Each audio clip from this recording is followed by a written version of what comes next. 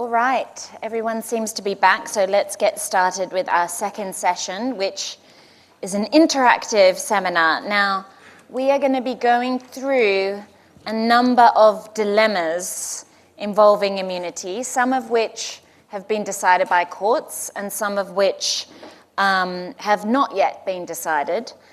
There are no bad answers here. It's important to just think through the issues that we talked about in the first seminar. So I encourage everyone to get involved, to be creative, as we sort of test our understanding of the different types of immunities that we have discussed. Okay, so we're going to be looking at 11 different scenarios, ranging from the diplomatic crate to property purchased with embezzled state assets. Starting with the diplomatic crate. And for each of these scenarios, I'm going to give you a role that you have to think about how you would deal with this situation. So here is the scenario. A crate arrives at London Stansted Airport, accompanied by diplomats from the Nigerian embassy in London. There is blood coming out of the corner of the crate. It is silent. It is marked as a diplomatic bag. You are the customs officer at London Stansted Airport. Do you board the crate on the Nigerian Airways flight that's about to leave for Lagos, or do you open the crate? Or what else do you do? Now, let me give you a little bit of background on the Vienna Convention, and then we'll get some views on what you would do. So Article 27 of the Vienna Convention on Diplomatic Relations says that the diplomatic bag shall not be opened or detained. And how do you know if it's a diplomatic bag? It has to bear visible external marks of the character and may only contain diplomatic documents or articles intended for official use. Article 41 of the Vienna Convention says that without prejudice to privileges and immunities, it is the duty of all persons to respect the laws and regulations of the receiving state and not to interfere in the internal affairs of that state. Okay, so with that background, knowing that a diplomatic bag shall not be opened or detained, but it may only contain diplomatic documents or articles intended for official use, what do you do in this scenario? You are the customs officer. Yes, over there. Can we get a microphone over here, please?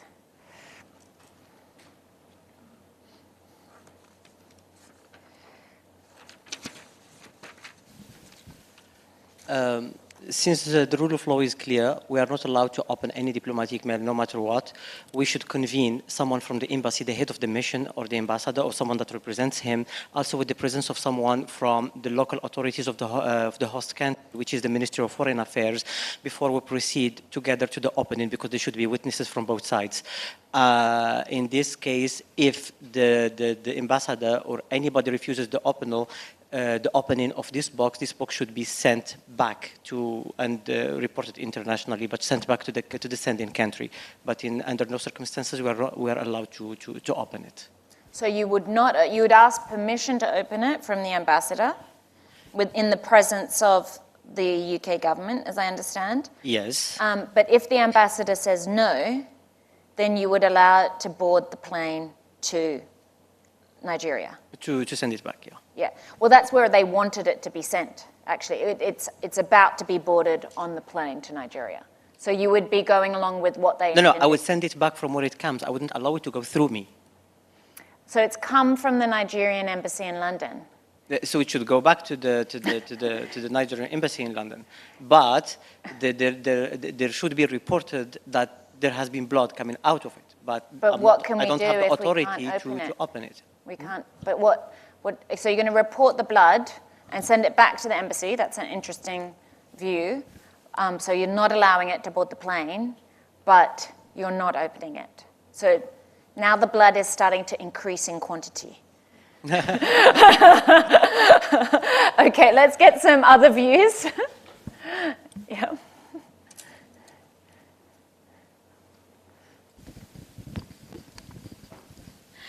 My view is if I was in the charge of a custom officer, Yes. then I would request the ambassador to open the bag. Yes. And if he not, Yeah. then I would recognize this bag as not diplomatic bag, because the law which is immune this bag as diplomatic bag only intended to use articles or documents.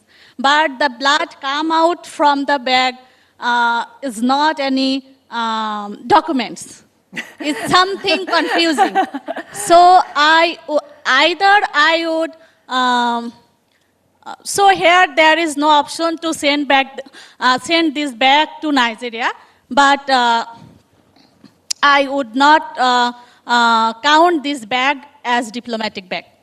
Okay, interesting. So I'm the ambassador that you've Yes. called in, and I say I do not give permission to open this diplomatic crate.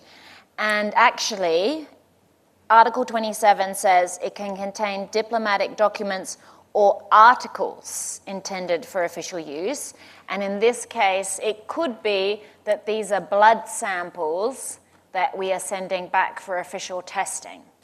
I'm not saying that they are, I'm just saying it might be. So it's not that it's only documents, it can be articles intended for official use, which could be blood samples. So I would request this ambassador to give any evidence which suggests that he is going to use this content as evidence. Okay, and I just say no. But I would not use this bag as for transferring from my place. Yeah. Otherwise, this evidence. Okay, so you're saying you must provide the evidence these are intended for official use. Yes. Okay, let's go to the next person. Yeah, so for me, it's a question, but it's also an answer. As a customs officer, Yes. how do you know it's blood? Ah, looks like blood. It looks like. Yeah, but is there it anything could I be can ink. do? Is there anything you suggest I do to be sure about that? No. No. Your work is to clear goods, check whether they are safe to get on board the flights. Yeah. There's something that is lacking. Perhaps I should tell the officers that there's something that is leaking from their bag, Yeah. and that their bag cannot board the plane in that state, to rectify their Okay. bag so that their bag can get on board the So- plane. It could be ink, it could be, I don't know, and even if it was blood, it could be human, it could be sheep, it could be anything. But So- you would tell them, as you're the customs officer, you say, I'm not going to let that board because that's a medical hazard or a health hazard Yes, at the moment. yes, that would be my reason. Okay, So that they is that could rectify. Is that in compliance with Article 27? Diplomatic bag may not be detained. I am not detaining the bag. I'm not detaining the bag. Okay. I am just telling them that it cannot board. I cannot let this Okay. bag into the plane Yeah. in this state. Okay, so they clean it up on the outside and they put some tape and they're like, okay, now it's ready. Then I think I am under obligation, perhaps, to report to my superiors whatever suspicious activity I may have noted. But I think my responsibilities as a custom officer and there as to Okay. the contents of the bag, not my, Above your pay grade. yeah. Okay. We have 2 points here, and then further along. Thank you. Oh, no, here first. First in the middle here. Thank you.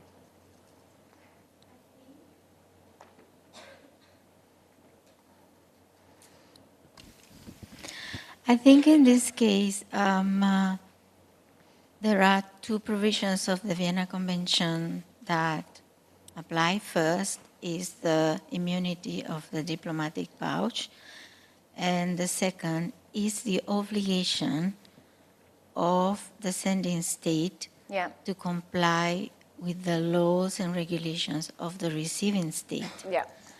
And this article is extremely important because it brings a balance between the immunities of the diplomats and diplomatic missions and the laws of the receiving state.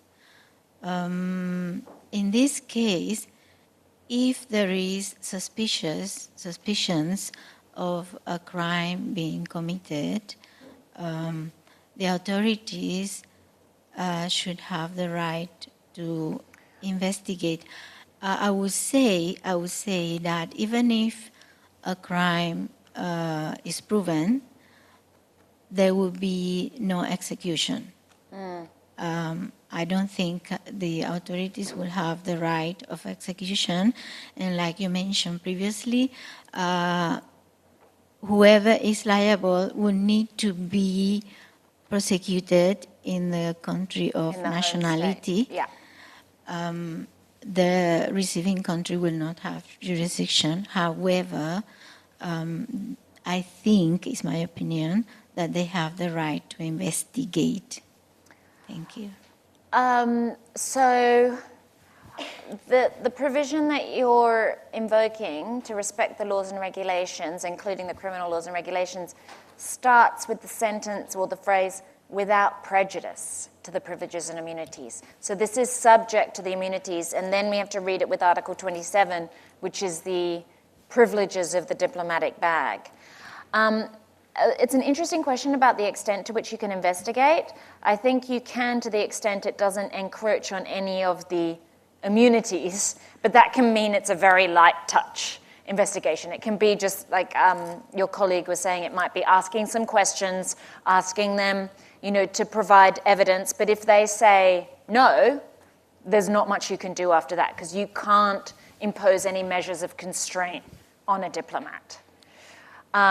So you can always invite or request, but not anything with a sanction. Yes, but if the blood is outside, I think nothing stops the customs authorities from going there, giving a swab, and sending it to the lab. Okay, so this actually goes to your colleague's point from Uganda about what do we do about this substance. Yeah. So let's say we do that. We take a swab. You're right. There's nothing that stops us taking a swab. We take the swab. It comes back. Instant results. It's human. Now what? I won't let that box go away. No. Okay. No. Yeah. Okay, next point. I think I based my whole interpretation on just the analysis of Article 27. For me, the first sentence just applies to anyone that has the ability to open or detain. And I think it's a clear instruction where it says that if it's a diplomatic bag, we shall not open it or detain it, and point blank. For me, there is no more interpretation that could happen to that. And the second part of the article, for me, is the obligation and responsibilities of those who have the immunity. So they have the responsibility to mark the bag and also the responsibility to only put diplomatic documents and articles that intended for official use.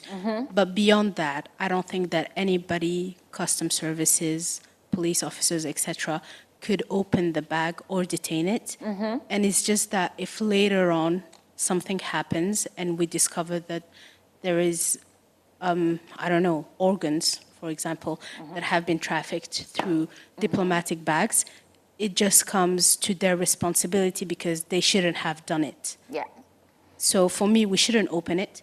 It's just that later on, if there's a case, we can use this article to say that they also smuggled. By the way, the blood swab came back saying it's a living human. For me, Who's bleeding. we should still Not not detain an it. organ. We should still not detain it because Wow. because it could be a dead person that No, is going to. it's live, Oh, live. living. I don't know. For me, you can still not open it. Okay, we got 2 more viewpoints down the end here. In my opinion, the paragraph saying that the diplomatic bag shall not be open doesn't say that at all times. So there should be some exemption from this. And this case is very serious, and the leakage of the blood is very serious and shall be stopped. Therefore, we can detain this. This shipment or bags until further investigation or in an emergency. But what exception are you finding to the Article 27? The exception is the situation itself. Sorry, I mean that this situation is it's very urgent, and an action needed to be taken. And it's an emergency case, so we can't say we cannot. There's no emergency exception. Yeah. There's no emergency exception. But the paragraph or Article 27 doesn't mean that it cannot be exemption at all times. Well, I'm just saying what is there, and there's no exception. And there's no exception elsewhere in the Vienna Convention that refers to an emergency exception. So how to deal with the blood? You could say in customary international law that there's a circumstance precluding wrongfulness of distress, right? So that is a justification for breaching international law, but it wouldn't be wrongful if you did it, which is a situation of distress where someone's life is in danger. Yes. So I think that's what you're getting at with your point. Yes. Do you have enough evidence yet that someone's life is in danger?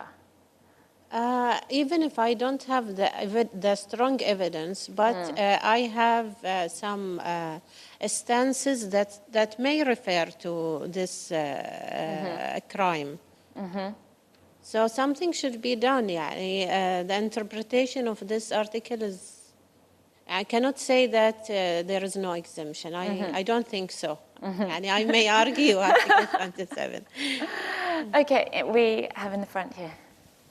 Thank you.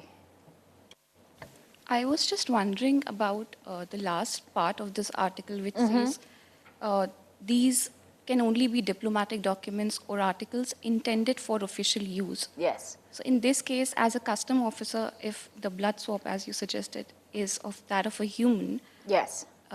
Do I get a chance to ask them for evidence? How exactly is this for official use? You can absolutely ask them. They do not need to answer you. So you can, and there might be diplomatic pressure that comes from that, so it's worth asking, but they have no obligation to answer you. Yes, last row, and then we'll come here, and then I'll give you the outcome. Oh, and then back here. Yeah. Thank you, Professor. This is my question and answer, but can't we do the X-ray search? And if there is a shadow of the body of human, can't we declare the persona non grata? So, good question. As someone said earlier, this convention is from 1961, right? So we have to interpret the terms in their plain meaning, but also in the light of contemporary circumstances.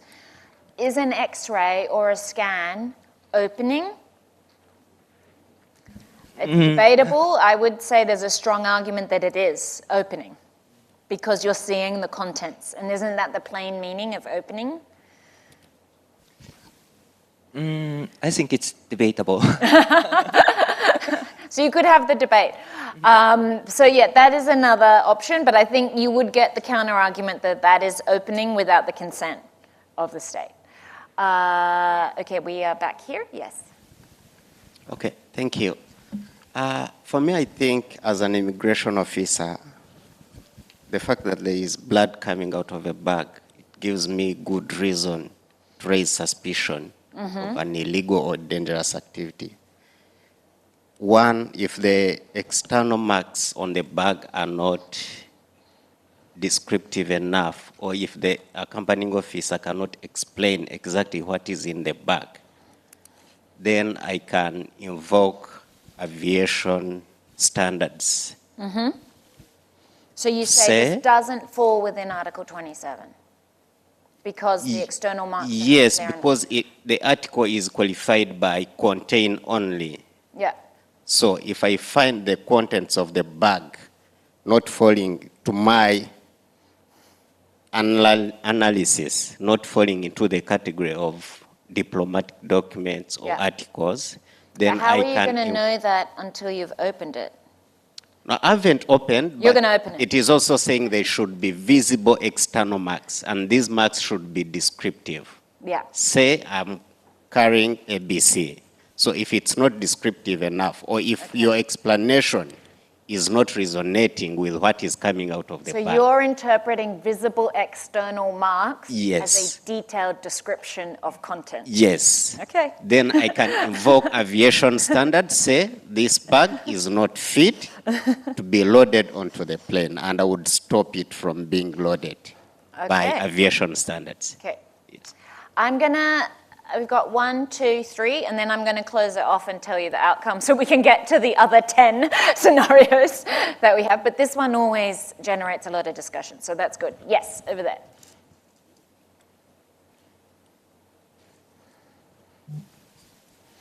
Yes, it's a very debated question that it's the diplomatic bag. Yes, Article 27 has its meaning that whether it is within the purview of Article 27 or not. First, that there should have, I would come to my previous colleague, that visible external marks of their character and may contain only diplomatic documents or articles intended for official use. Intended for official use and the character, which is very much, would not be confusing. So the visible marks, it's very much confusing and goes against the meaning of Article 27. So how would, as a customs officer, I would recognize this bag as diplomatic bag? So visible external marks of their character means their character as a diplomatic bag. So Yes. and each state informs its embassies of what is needed for that. So some states you can just stamp on it diplomatic bag, other states require a form. So that's why the convention leaves it quite open as to how you show this as a diplomatic bag. And then the second part is a separate point, which is about only containing documents or articles intended for official use. But you're not going to know that until opened. Yeah. But I have to open it as a customs officer because it is very much confusing as the blood comes through it. And the diplomatic agent don't want give me the permission to open it. Yeah. But as I am an official of this receiving state, I have also to be very much compliant with my rules and regulations.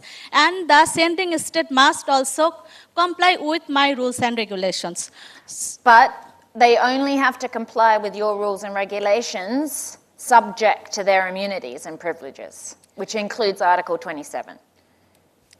Of course, but the very intended official use should be documents or articles, and he claiming that these articles may be for the using of my as a evidence. Yes. But as I am asking for the giving me the evidence in whose purpose it is to be used, but you don't bound to give me the answer. I may question, but you may not answer. But I will stick to my first opinion that I would not release this bag and count this bag as diplomatic bag. Okay. I must detain this bag. Okay. All right. And you're really focusing on the official use Yes. element there. Okay. Yes. Yes, Professor. Regarding to my point of view, regarding to this case, as I am the official, customer official, of course we cannot open the bags because the bag used by the diplomatic channel, and then of course if we found something different or something that we intend to open, we cannot open, but we have to ask the sending state by using diplomatic channel, and then to clarify Yes. what's item in the bag. Yeah. And this is if we open without any inform the sending state, which is we break the diplomatic rule Yes. that stated in the Vienna Convention on Diplomatic and Consular in 1963. So I'm the ambassador, so you ask me, and you say, what's the contents of the bag? And I say to you, articles intended for official use. Even for the official use, also we have to ask to clarify what's item in, and then Do I need to tell you that? even somehow in the bag this is a fake. The fake like I mean that someone on behalf of the ambassador. But when we sending the official diplomatic note verbal to the sending state, and then to clarify, but suddenly the state doesn't know, oh, this bag is not mine, it's not belong to me. So we have to clarify like that. If there's no response, of course. You could use that to see if they renounce association with the crate. But in this case, they just said, oh, no, they're official use. Okay, last comment up the front here. Generally, rules are meant to be followed blindly. However, I think that this is like I would have the moral obligation. I think it's a very time-sensitive matter, especially if you're saying I could get it tested, and I'm sure it's a live human. I don't think a lot of people would be able to live with themselves knowing that they let that pass. So you're opening the bag. Okay. Okay, so the actual customs officer who was confronted with this dilemma opened the crate. And inside he found a man named Mr. Deco who was bleeding and had been tortured and was in the crate. Also in the crate, it was a large crate, as you can see, with Mr. Deco was a doctor whose job was to keep him sedated during the transport back to Nigeria. And the customs officer, so he'd been kidnapped and he was about to be smuggled out of the country to we don't know what. But the customs officer, actually like the gentleman up the front here, said, your visible external marks, the form you were meant to fill in saying this is a diplomatic crate, has some errors in it. So it doesn't fulfill Article 27. We're not within Article 27, so I'm opening the crate. And then once the contents were revealed, Nigeria didn't challenge the opening of the crate. So it was using the language of the Vienna Convention under Article 27, the visible external marks, to say that this did not fall within it. And the outcome was Mr. Deco was granted asylum in the UK and became a barrister in London and lived a long and happy life, thanks to some errors in the paperwork. Okay, next case. And we'll move through the others a bit more quickly, having warmed up with that one. So we've got some presidential jets. And I'm sorry, that these cases are involving Nigeria, but it just so happens that these are the cases that have come to the courts. So the Zhongshan, I've mentioned before, a Chinese company had a $55 million arbitral award against Nigeria. They're seeking enforcement. They sought enforcement against 3 presidential jets owned by Nigeria that were in France for repairs. You are the French judge that Zhongshan has come to, saying we want to seize these presidential jets to enforce against our arbitral award. Now remember, the test here for enforcing against state property is it in use for commercial purposes? You are the French judge. Are you allowing enforcement against these presidential jets? Do you have any follow-up questions about the use of these presidential jets? And the UN Convention says that under C, you can enforce against property if it's established it's specifically in use or intended for use for other than government non-commercial purposes. Can you seize the presidential jets?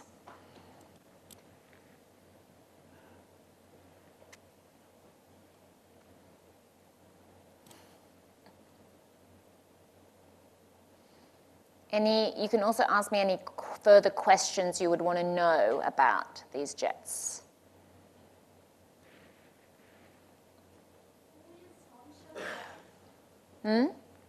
Zhongshan is a company that has an arbitral award against Nigeria for $55 million US. It's a person, normal person. Yeah, it's a company. So they want to get their reward paid. So they're looking for Nigerian state property that is in use for commercial purposes. Yeah. Question. Yes. Does the jet only carry the president, or are paying customers on board as well?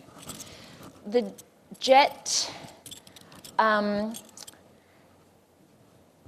not only carry the president. It does not, however, carry paying customers. It carries whoever the government would like to carry on the presidential jets. I also have a question. Yes. Was that jet just procured for a particular period for that presidential maybe trip, or is it a jet that actually belongs to the state? It belongs, that's a good question. Like, was it just leased? No, they belong to the state. But I'm going to give you a clue. One of the jets is for sale.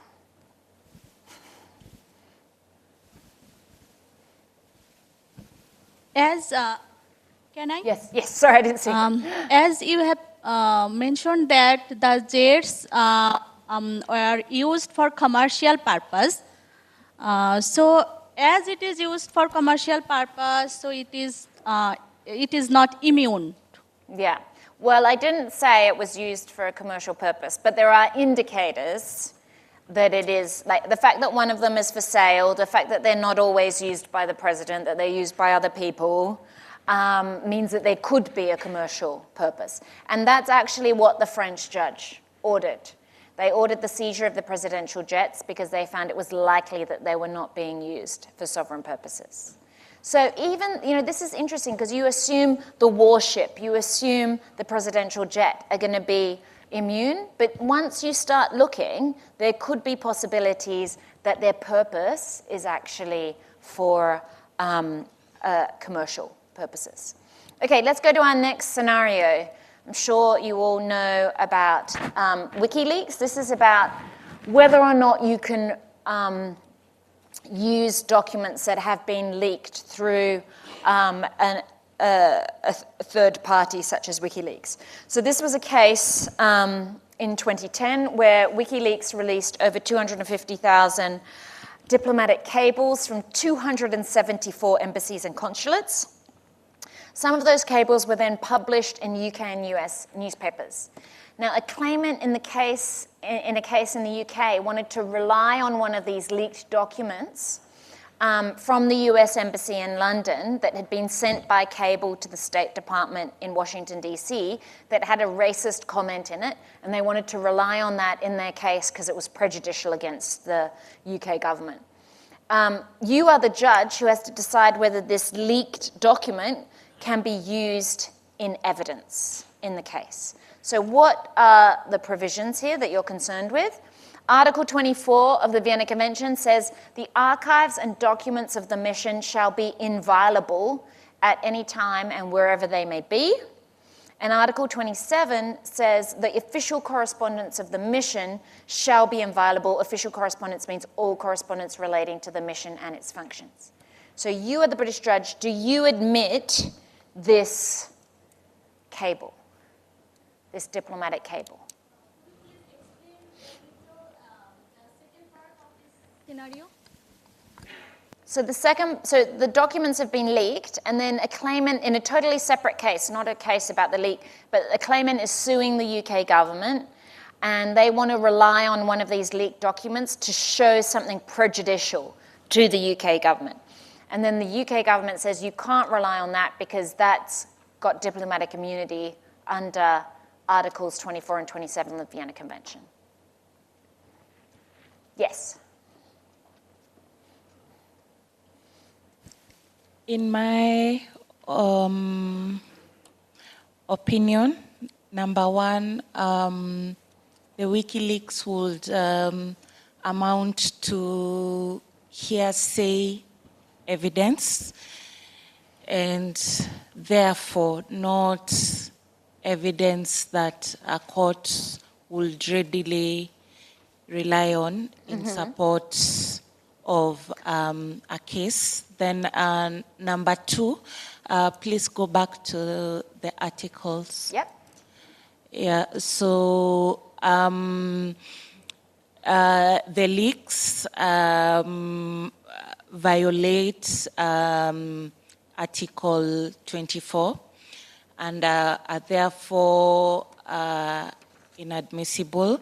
But under Article 27, I don't think a racist comment would amount to official correspondence relating to a mission and its function. Let me clarify that. So the document was a cable summarizing a meeting between UK and US officials where a UK official allegedly said something racist. Okay. So it's a meeting summary.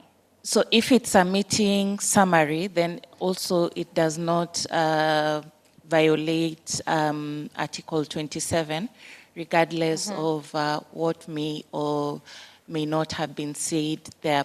But even without Article 24 and Article 27, the WikiLeaks is not direct evidence, it is hearsay evidence. And well, the WikiLeaks leaked it, but the actual document is the meeting summary. yes, so the question is, how did you come across that evidence? And that is what makes it admissible or inadmissible. So if you are not in that meeting, the document was not intended for your purpose.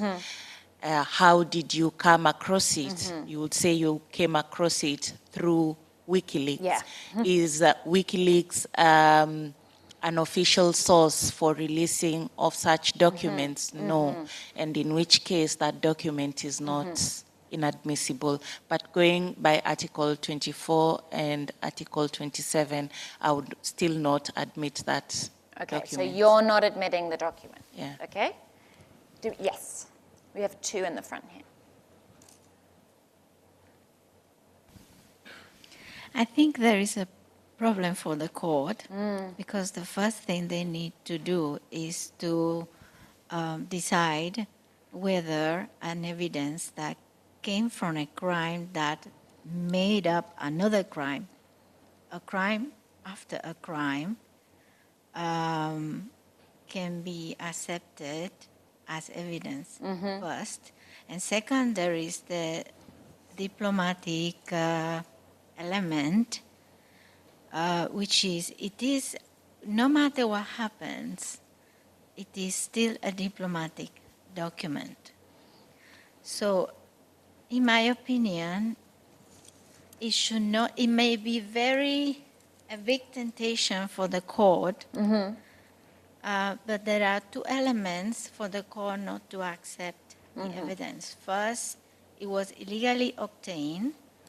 And It's an important point that it's been illegally leaked, but it was not illegally leaked by the person who intends to rely on it.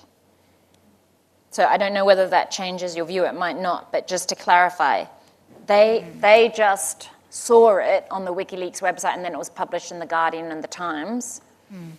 So they saw it in the public domain and then wanted to rely on it. Well, the source can be, at the end, questioned. For me, is still the source is illegal because the originating source was an illegal act. However, the diplomatic nature of the document goes from the beginning until the end. Yes. Okay. Thank you. Thank you. Yes.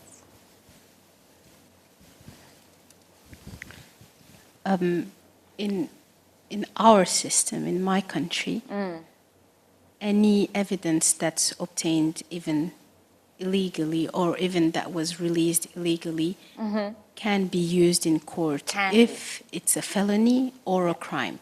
It's just contract law that needs to be legal, that needs legal evidence. But anything that has to do with a felony or a crime can be obtained illegally.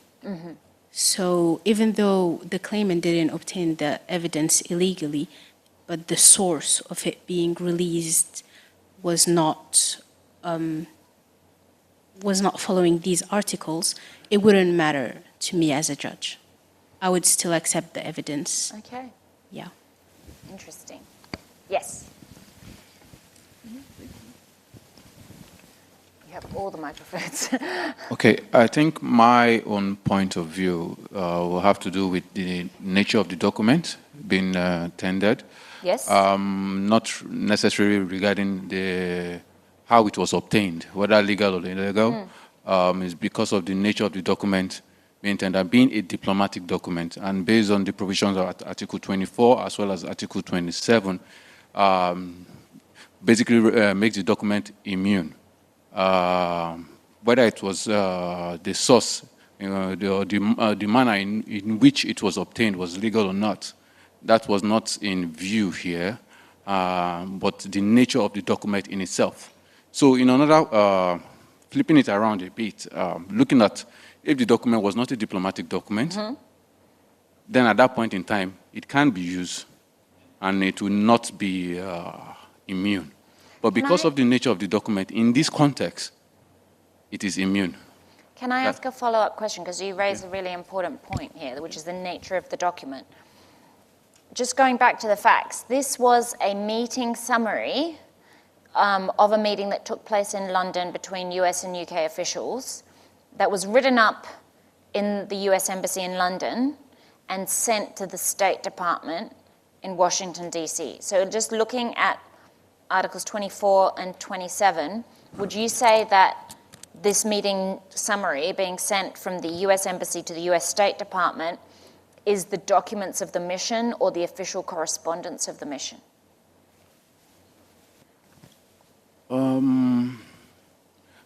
I think I would say it's a document of the mission because I find it difficult to, will I say, separate the two. When you say an official correspondence of the mission and a document of the mission, official correspondence of the mission, to my own understanding, is also a document of the mission. So at that point in time, it originates from the mission. So yeah, even though it was, I think at the time it was leaked, it was sitting in the State Department. originates from the mission. It's a original correspondence from the mission to the State Department. So it's a diplomatic document. And if you say, if you look at the provision of Article 24, it said, at any time and wherever they may be. Yeah. So that is very important in this context. Yeah. Thank you very much. Yes. I agree with my colleague that it's, if we interpret Article 24 and 27, then we can see that any archives, documents, or official correspondence of the mission shall be inviolable. So I would not admit this evidence. As a judge, I would not admit it. Because of the strong wording, shall be inviolable. Yes. Okay. Yeah. No exception. Yeah. You're in the minority at the moment.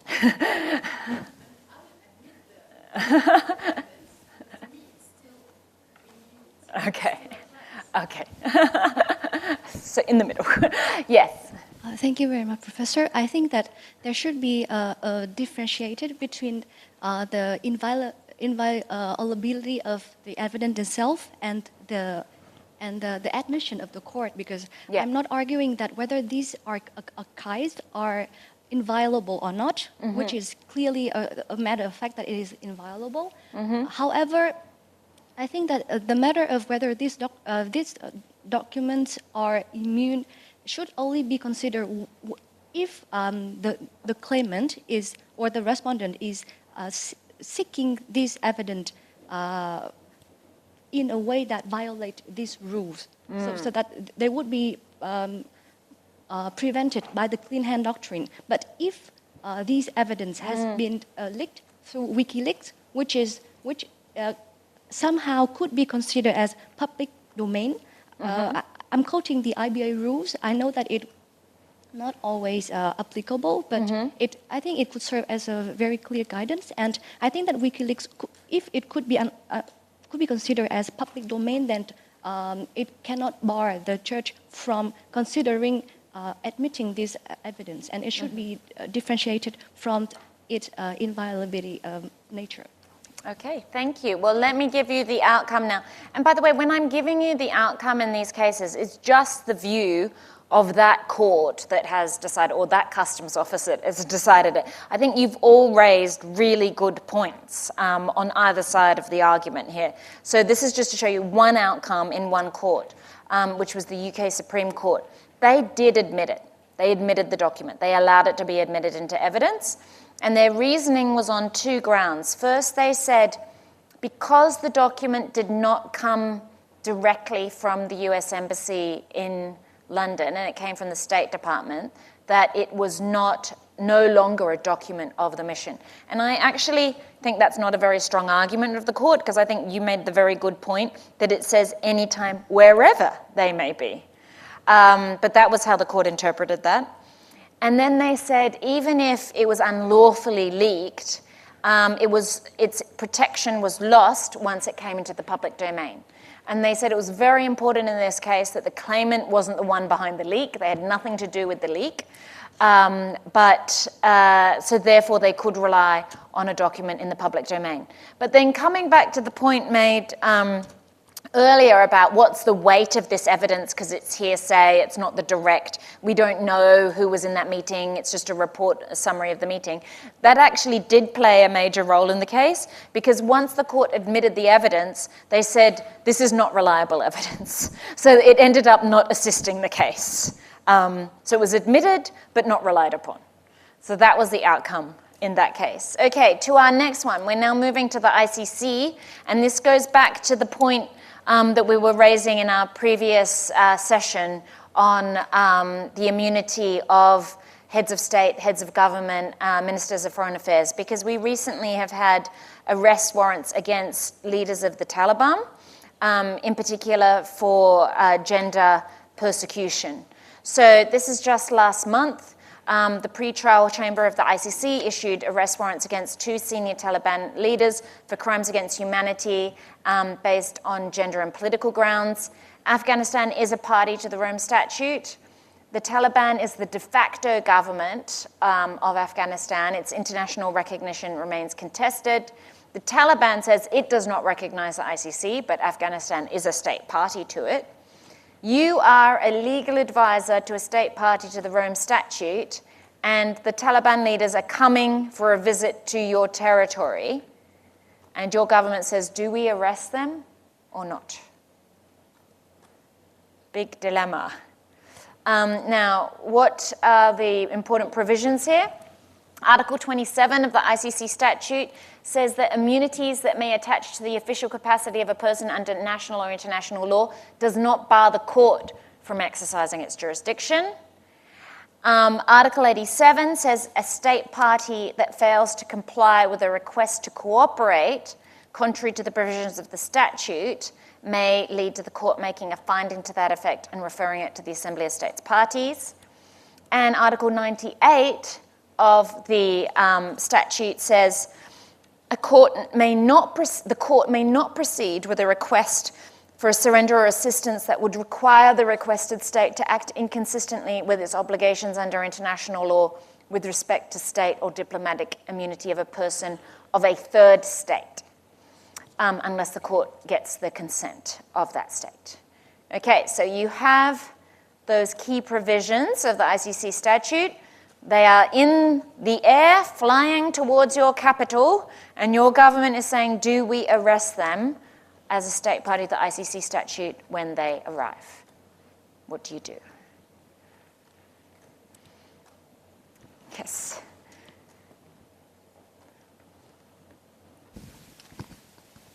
Well, I think it depends on whether we are friends or not. So in this case, assuming we are friends, I might tell my friend to fly over. Fly away. Elsewhere or Fly go back elsewhere. home. Okay. Because the situation is tough. And he's putting his fellow friend in a tough situation. This is actually what has happened in some of these real-life scenarios, including arrest warrants against other leaders that are outstanding, where they've said, can we please have a Zoom call instead of a visit? That would be better for all of us. So it's actually a very practical point. Yeah. Yes. And the second one that I have seen is you land and take off almost immediately so that we do not have enough time to arrest you, because that would be a proper argument for us, that because it's a catch-22 situation. At one time, there was I believe the South Sudan president, al-Bashir, the former president. Yeah. And he had to make a visit. I think it lasted less than 2 hours. Right. Landed, functioned, take off. So the country does not get into trouble, and he does not get into trouble because it's where there are sanctions against somebody and he's visiting another country, then he's visiting on the confidence that they are friends and they will enjoy some protection. And so that puts this other country in a very delicate position to take action against their friend, regardless of the fact that they know that certain crimes have been committed and that this particular person or persons are wanted for these crimes. Yeah.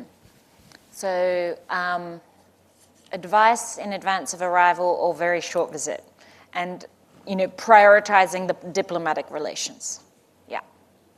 Yes, so you prioritize the diplomatic relations, because if he does not follow them, then your hands are tied. You have no option but to arrest and surrender. Mm-hmm. Yeah.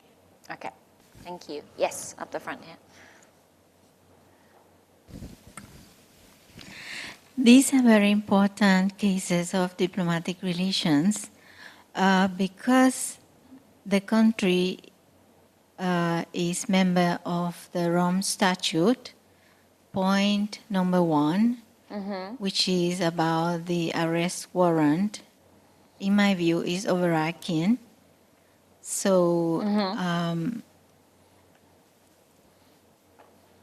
in the first place, I don't understand how they are in that territory because first they need to be diplomatic communications, and the government, the receiving government, was supposed to know that this person were arriving in the territory. Well, as often happens in government, one part of the government said yes, and then belatedly asked the legal advisor for their advice, and not uncommon scenario. Well, in that case, because the party is, the state is party to the Rome Statute, in my view, they have two options. Either they request these people to leave immediately their jurisdiction, or they proceed to arrest. Okay. Other, yes, up the back.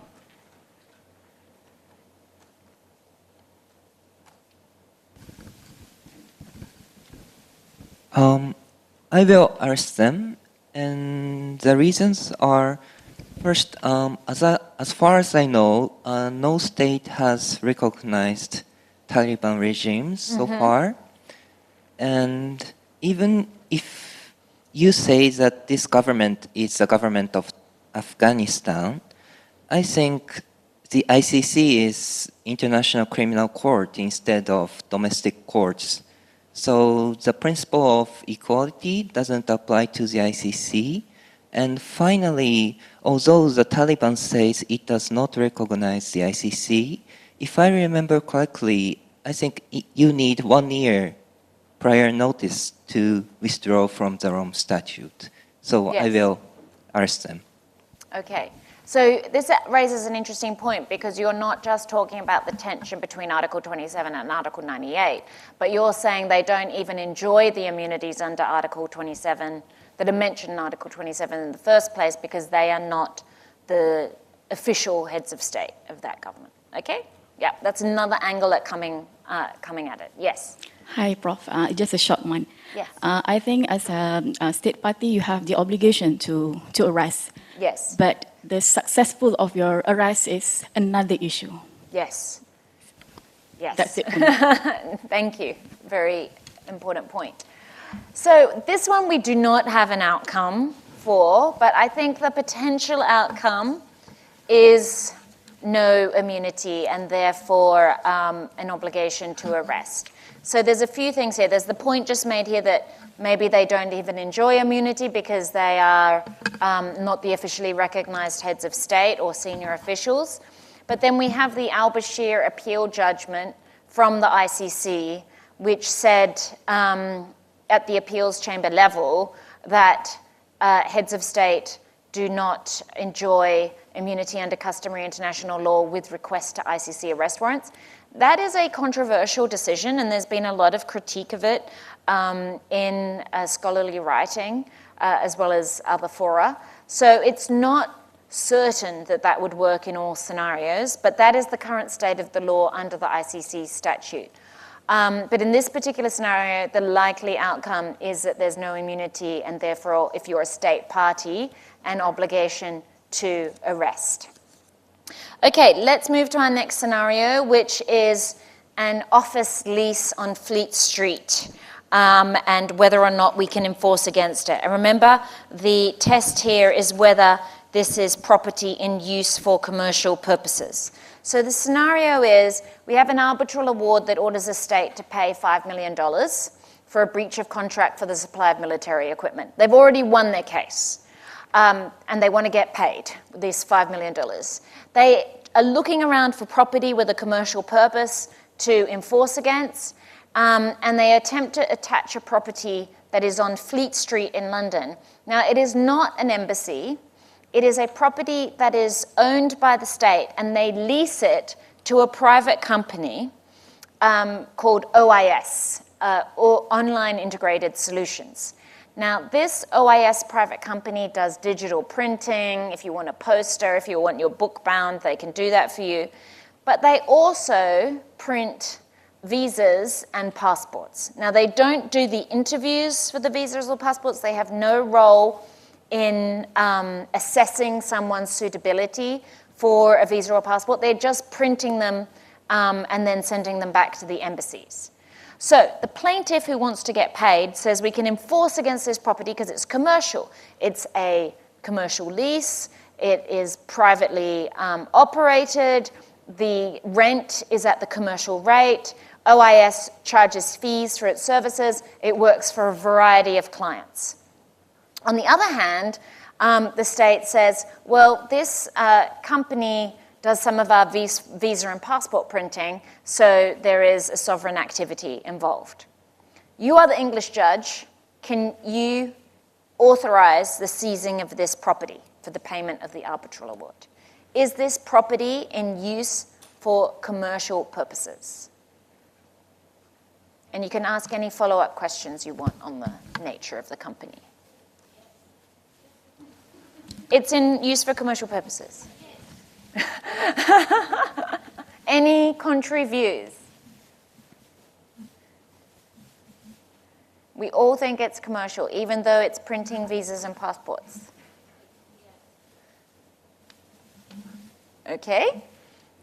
Let's have a look. Article 19 says it has to be established that the property is specifically in use or intended for use by the state for other than government commercial purposes.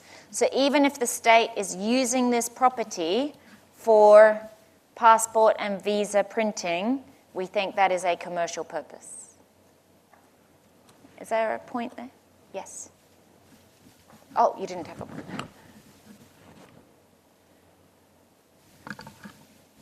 It's interesting you find this so simple. So the court actually found it was immune. So this property was used for mixed purposes. While it was connected with a commercial transaction, the purpose for which it was used was, among others, the provision of visa and passport services for citizens and others who wish to travel, and this was a public function. And they said, when you have a mixed use, and one of those uses is a public sovereign purpose, then the whole property will be immune. Sorry? That's a trick. A trick on whose side? Nigeria. Oh, okay. Make sure to have some visa and passport services at any commercial property that you own. But I think it does show the high level of protection that state property has, which is that, it really has to be exclusively or highly predominantly for a commercial purpose in order for that property to be seized. Okay, we're going to move back to state officials now, and this is the immunity of an Israeli Minister of Defense. So the scenario is we have the former Israeli Minister of Defense who is being sued, not prosecuted. This is a civil claim for compensation for attacks on civilians in Gaza in 2014, not more recently.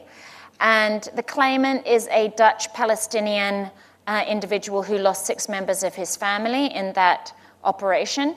Now, he's suing the Israeli Minister of Defense because he says that he ordered those attacks in which his family members were killed. You are the Dutch judge. Does the former Israeli Minister of Defense have immunity from this civil compensation claim? Okay, so some facts.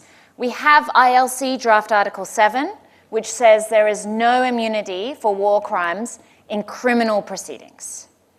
We have the Pinochet case in the UK Supreme Court, which was about a former head of state of Chile, which says there is no immunity for torture in criminal proceedings. Then we had the Jones case in the European Court of Human Rights that I spoke about in the previous session, which says that there is immunity for torture from civil proceedings. There was no human rights exception. So you've got these different elements before you as the Dutch judge. You have a former minister, so he only has the functional immunity, not the personal immunity, so it only covers acts in his official capacity. And you have this case about an operation where it appears that civilians were killed. Are you going to allow this case to proceed? Or are you going to say that that former minister has immunity? Yeah.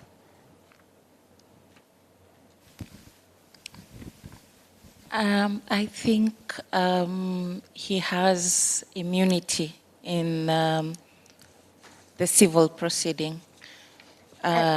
If it was a criminal proceeding, however, it will be a different case. Yeah. He has no immunity. Okay, so you're dividing between the civil and the criminal. So you're saying that if it was a prosecution, he would have no immunity. Is that on the basis of draft Article 7? Yeah. And you're saying that because it's a civil proceeding, he does have immunity? Yeah, yes, because it's a civil proceeding, he has immunity. I think the proper person to sue, I think, in the civil proceeding, in my opinion, would be the state. The state. And would the state have immunity? No. Well, unless you think it's a commercial activity. But I think the state would have immunity because there's no current human rights exception. Oh, yes, yeah. Okay. Yeah. But I like good differentiation there between the civil and the criminal and how it can lead to different outcomes. Yes. I think in this case he would have immunity because it relates to his function as a defense minister. So it doesn't matter whether he's still in office or not at the moment. Yeah. And then you refer to the case, I think it was before the English court, whereby it said you cannot sue, well, you cannot bypass the immunity by suing the servants of the state rather than the state itself. Exactly. No, that was the Jones case. You're right.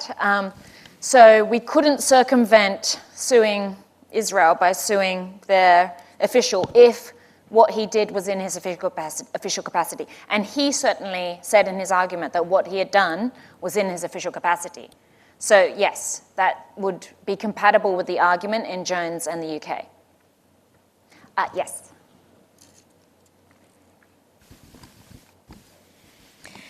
I also think that he would have immunity, but I have a question. Under which law would the Court of Netherlands would have jurisdiction to look after this matter?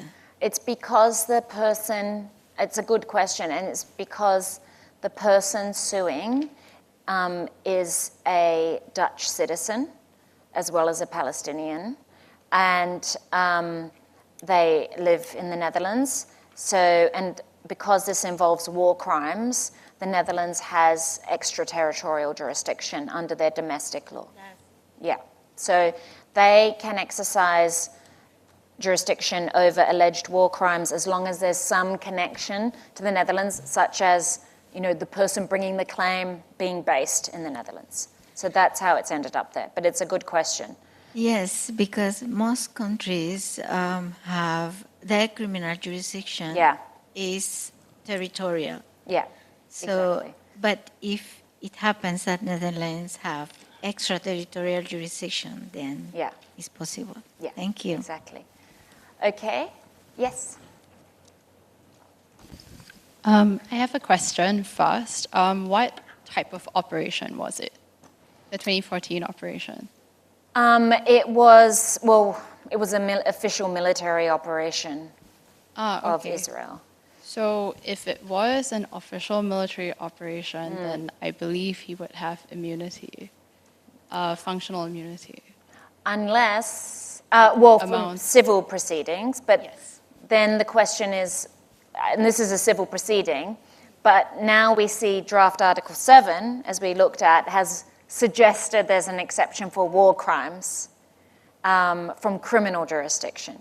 So what the plaintiffs argued in this case is that we should apply draft Article 7 to civil proceedings as well as criminal proceedings. Okay, so but if it's still a draft article, then in that case it wouldn't be part of customary international law. And I think at this moment there isn't much of a motivation to consider it when making a determination of immunity. And also I think, does it matter that whether a separate judgment has been passed on the legality of the 2014 operation, whether that's been considered a crime against humanity? So it doesn't, well, there hasn't been a separate judgment passed on the 2014 operation, but in a way it doesn't matter because the test is whether it's under official capacity, and as I mentioned earlier, official capacity can be unlawful. Torture is committed in an official capacity because torture by definition always has to involve an official ordering, acquiescing, or being involved somehow in the torture. So it is an official act. It's an unlawful act, but it's an official act. So you wouldn't need that other element in order to say that this was unlawful. Okay, so yeah, I'm just, I think my difficulty with this scenario is I feel like it's quite straightforward that he does have immunity. Yeah, and you have predicted, as have others, what the Dutch court said. I think what the contrasting argument to this is that we've seen quite a few cases in Germany that have said draft Article 7 reflects customary international law. Yeah, so I think that's why this case went all the way to the Dutch Supreme Court, the Hoge Raad, and it is now, it's just been heard in the European Court of Human Rights. So there will be a judgment on it. But so far, they've found that this, there was immunity because, first of all, draft Article 7 applies to criminal proceedings, and this is a civil proceeding, and that we don't yet have a customary international law that removes immunity for alleged war crimes from civil proceedings. But we'll see what the European Court of Human Rights says, but I think the weight of authority at this stage is that there would be immunity. Okay, let's go to another scenario, which is there immunity for an assassination that is conducted abroad? So now we're going back to 1976. The former Chilean foreign minister and former ambassador to the United States is living in exile in the United States, and he is killed in a car bomb explosion in Washington, D.C. The bomb was planted and detonated by Cuban Americans who were hired by the Chilean secret police agency. The relatives of the Chilean official bring a civil tort action in the US courts against Chile. You are the US judge. Now, this is a civil proceeding, and they're bringing it against the state of Chile, not the officials, well, not the Cuban Americans who were hired by them. Is Chile immune from this civil claim about an assassination on US territory? What are you going to do as the US judge?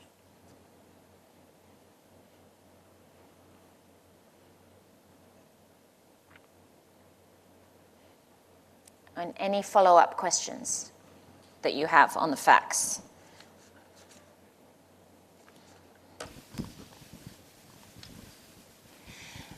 So this is an act committed by the Chilean government. Yes. On the US soil. Yes. I would apply the laws of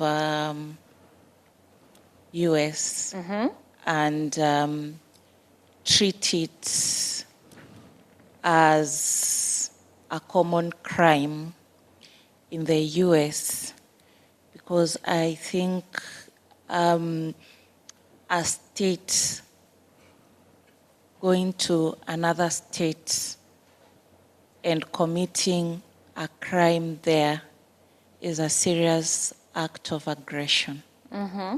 Yes. So you think, so usually a state would be immune on another state's territory unless it's a commercial activity. Yes, usually it would be immune, but I think for me this would have been an exceptional situation because this is a serious crime. Yeah. And not only was someone unalived, but potentially the lives of other people, U.S. citizens, were put in danger as well. I'll be reluctant to look at the issue of immunity at that juncture. I'm not sure whether there is anything. Well, does this that. remind you of any of the cases we talked about in the first session where something is happening on the soil of another territory? The blood. The blood in the diplomatic bag. Oh, no, not that. Yeah, that did happen on the territory. No, in the first session where we were talking about another exception to immunity, which is the territorial tort exception to immunity, the spyware. Right? Yes. So this is very different in some ways because it's a physical attack, it's a car bomb explosion, but some of the points you're making of principle are actually very similar because we're saying even if this is a sovereign act, and it frankly is a sovereign act, it doesn't mean it's a lawful act, but it's a sovereign act, not a commercial act, there should still be some kind of accountability when it takes place on the other state's territory. So like the spyware, where you have an act or omission occurring in the territory, then you can hold the state accountable for the personal injury or damage to property. In this scenario, there's something about it, potentially putting other US citizens at risk, happening on US soil, that makes it seem like there's a case for holding accountability. So we do have the US territorial tort exception, which says there is no immunity for states in proceedings in which money damages are sought for personal injury or death occurring in the United States and caused by a tortious act or omission of the foreign state. And that's actually what the US court decided. They said the activity was tortious in character, Chile was not immune, and it provides for the lifting of immunity regardless of whether the tort was of a public nature or not. Okay? So here we're getting two principles in tension. We have the sovereign equality of states, which we know underlies and justifies immunity, but we also have sovereignty over territory. And when that is abused, then we can see there's a tension that can lead to an exception. Okay, let's go to our next example where we're looking at the immunity, not this time of a central bank. We already covered the immunity of a central bank, which we know is a very high immunity. We're now looking at the immunity of a sovereign wealth fund, which increasingly hold many of the wealth reserves of various states. So here's the scenario. Investors are seeking the payment of $500 million under an arbitration award against Kazakhstan. They are enforcing against shares in Swedish corporations that form part of the Kazakh Sovereign Wealth Fund that is owned by the Kazakh Finance Ministry, and it is placed under the supervision of the Kazakh Central Bank. Okay, so a typically complicated scenario. So we've got the sovereign wealth funds that are invested in Swedish corporations, and on top of that you have the Kazakh Central Bank as well, supervising it, and the Finance Ministry. You are the Swedish judge. The claimants want to enforce $90 million against these funds in the sovereign wealth fund. Are you allowing the seizure of those sovereign wealth fund assets? Okay, so what's the background to this? There's a high level of immunity granted to central banks because they play a very important role in monetary policy, currency stability, and so on. There is an exception, as we know, for assets that are in use for commercial purposes. Unlike central banks, sovereign wealth funds are used to purchase assets for long-term return on investment. And then we've got the UN Convention, which I said is not yet enforced but is often referred to, which says the following categories shall not be considered as property in use for commercial purposes: the property of a central bank or other monetary authority, which is not defined. Okay, so we have a dilemma here. Is the sovereign wealth fund of Kazakhstan immune or not? What do you do as the Swedish judge? Yes.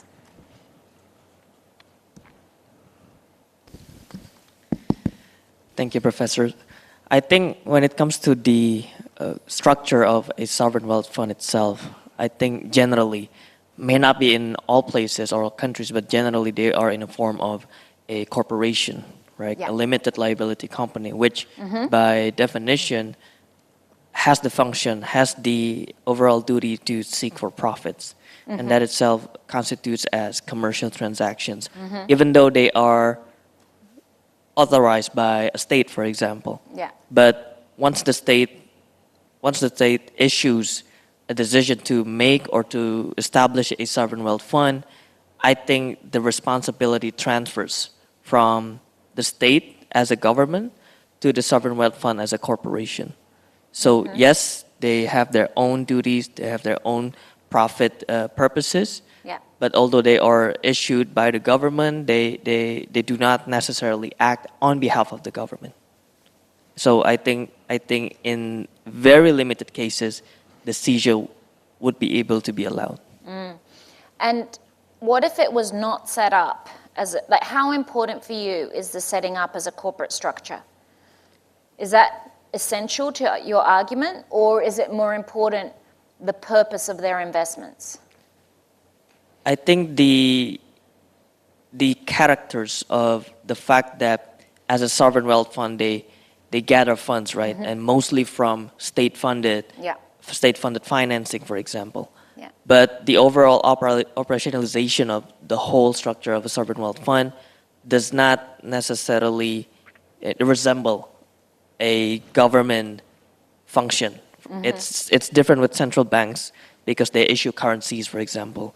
They maintain inflation, for example. But sovereign wealth fund only for profit seeking, investing, and also long-term activities related to funds given to them. Okay. Very good. Other views? Yeah.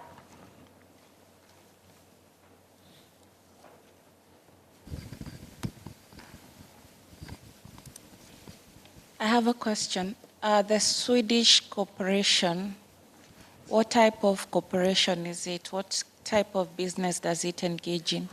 Commercial. Profit-making commercial. So they are investing in those Swedish corporations because they, as I've said, that their aim is long-term profit. So purely commercial. But the purpose is to generate a fund for the running of the nation. Yes. So I think I would look at the purpose, and I would not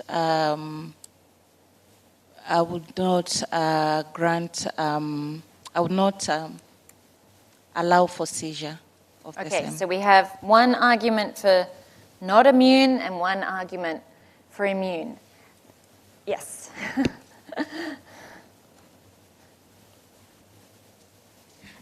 There is a detail that perhaps is worthy to think about. It's the 1958 New York Convention on the Enforcement of Foreign Arbitral Awards. If Switzerland is not a party, they are not obliged to enforce Sweden. the award. This is Sweden. Yes, Sweden. Oh, Sweden. If Okay. the country is not party, maybe they are not obliged to enforce the award. On the other hand, I see that the satisfaction of the investors would jeopardize the economy of the country. This is what I see, and I think the judge should take that into account. And say it's immune. Say it's okay. immune. Okay, thank you. Yes. Well, I have actually two answers, and both of them are allowing seizures, but different objects. Like, first of all, it's a share, so we already have funds, like some monetary funds of Kazakhstan, which was actually invested to some Swedish corporations. So in my first answer, the national fund already changed its nature. It's not already like pure gold or monetary like reserves. It's already in the nature of the shares in the commercial activities. So we can seize the shares itself in order to fulfill the arbitration award. But based on that, you brought up the property of central bank is immune, like in the draft, right? And if we consider that shares is also kind of a property, so we cannot seizure the shares itself. It's just a suggestion, but you're right. But if we take this approach, in that case, my second answer would be we cannot seizure the shares itself, but we can seizure the profit from these shares. Because we are not changing the property, but we are taking the profit from the shares. Is the profit part of the property? I don't think so. I think it depends on the terms of the For investment. sure. Yeah, for sure. But it would be worth checking if they are but not just part of the based property. on this information. No, very interesting and sophisticated analysis. So let me know. I'll let you know what the Swedish Supreme Court said. They said it's not immune. They said that there is special protection for central bank property, but that only extends to the assets that are actually connected to the central bank activities and their monetary policies. It doesn't extend to everything the Sovereign Wealth Fund does. And they said these assets were actually exclusively used for wealth management on commercial terms and did not constitute an instrument for the exercise of monetary policy. So they very much looked at the corporate nature, the nature of the investments, the fact that they were shares and that they had this profit-making purpose. Now, there's been other cases where sovereign wealth funds have found to be immune. So this is definitely an area in flux, but this is an interesting judgment because it comes from the Supreme Court of a state. Okay, Linz Airport is quite different. Yes, thank you. So we have the US Air Force using a civilian airport in Austria for landings during their humanitarian operations in 1995. Now, the US didn't pay any landing fees or user charges throughout this period. The company then operating the airport sued the United States, saying they should have paid for these landing charges. And the US said, but we were involved in a NATO operation. You are the Austrian judge. Do you allow the US to be sued for these airport charges? And to recall, we're looking at the commercial exception. If a state engages in a commercial transaction, then it is not immune. Yes?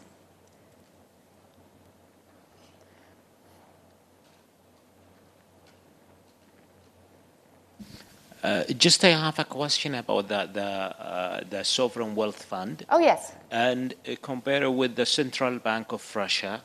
And do we believe that this money owned by the people of that country or by the government? Or by the? Government of the country. Yeah. So, for example, the Central Bank of Russia, if we take this money, we're robbing the Russian people. Yeah. But we're punishing the Russian people by their government's acts. Well, I mean, this is why it's so controversial, and that's why the G7 until now has said we're only going to take the profits, which under the terms of the Central Securities Depositories is not owned by Russia. So, that's why there's hesitancy to do more on this, because of the political implications. But I mean, it's hard to divide where it's the people's money. It's not their people's money in their bank accounts. It's the government's money. But obviously the government is holding that money on behalf of the people. Would you say that it's the same with the Sovereign Wealth Fund? Of course, yeah. Yeah. Even if there's more of a commercial purpose to it. Yeah, but it's still the people's, it's the same concept. Okay, thank you. Any views on the airport charges? Can the US be sued for these airport charges during the NATO operations? Yeah.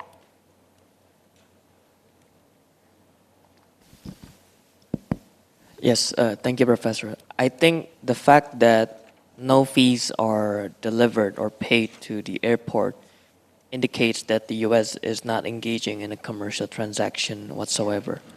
Also, the fact that this is a mission issued by NATO and not by the U.S. itself, I think it also constitutes that it is necessarily not a commercial transaction.